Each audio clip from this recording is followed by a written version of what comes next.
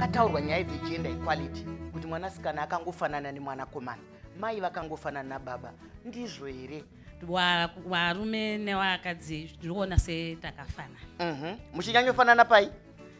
Pazvese ngekuti ndikazvitarisa iko zvino izvi wanhukadzi wakugadzira kamota dzatandisingagoni kugadzira.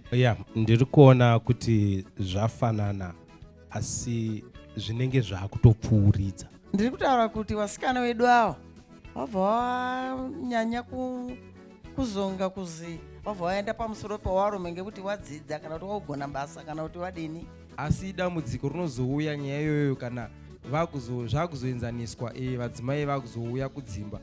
Murume nemudzimai vakaenzana nyangwe vari mumba, asi marules avo ndo anovasiyanisa.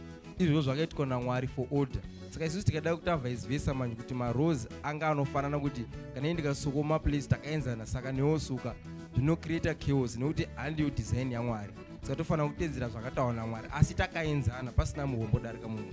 Muchiremaoko